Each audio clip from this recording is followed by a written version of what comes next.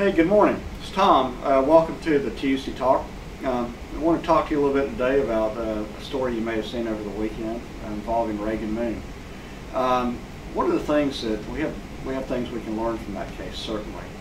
But one of the things that I want to focus on is the fact that that child did have relatives who cared about her. She had an aunt and a grandmother who at one point were caring for her. And we need to remember that whenever we get calls from grandparents and relatives and others who are caring for children, that we need to see those calls as an opportunity to reach out to people who have voluntarily taken on really not only, I guess, the opportunity, but sometimes the financial burden of caring for a child who is a blood relative, someone they care for, but whose parent is not able at that time to provide the care needed.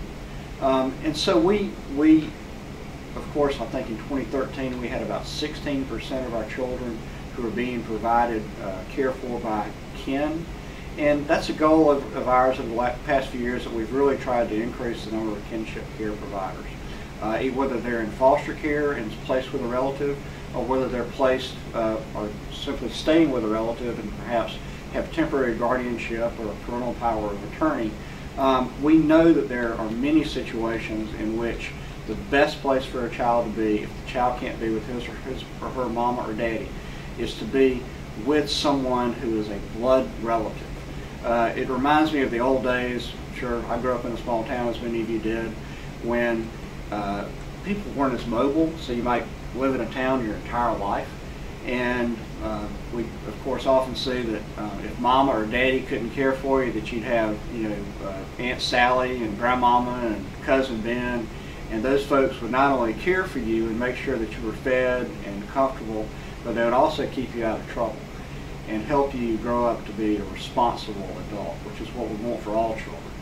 So we really need to value our kinship providers.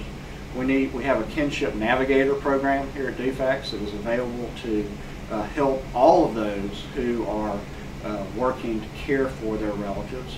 I think about 22% of children who are with their grandparents, for example, are living in families where finances are a serious issue. And of course, we know that this coming month, September, is Kinship Month, where we can honor and value and support the work of all of those who care for children based on that wonderful family relationship. Children are often so much better off when they can stay, if they can't stay with mama or daddy, when they can stay with somebody that they can call their kin.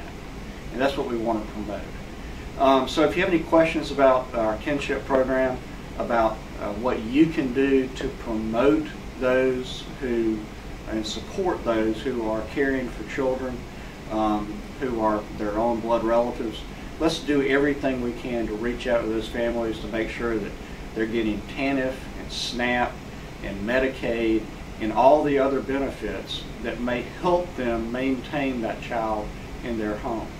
On the economic support side, I want to also remind you that we, of course, our goal always is to take people who are in need and to help them gain that self-satisfying feeling that they are working and productive and making it on their own. So we have coming up in September an I Work Education, Employment and Resource Expo.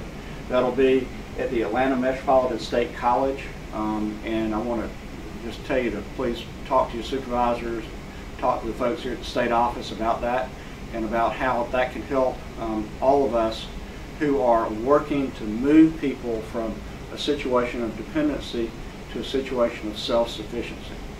One last point is that I was coming in this morning, and some of you know in downtown Atlanta there's a big smokestack, old smokestack, and Corey, the advertising company, has a big electronic billboard up there, and it said, "Be nice." And it's a very simple thought, but it's also one that I think if we can simply take that approach to life, to be nice to the people around us, to be helpful, that we are doing our job not only as state employees, but as human beings. Thanks, and I look forward to seeing you soon.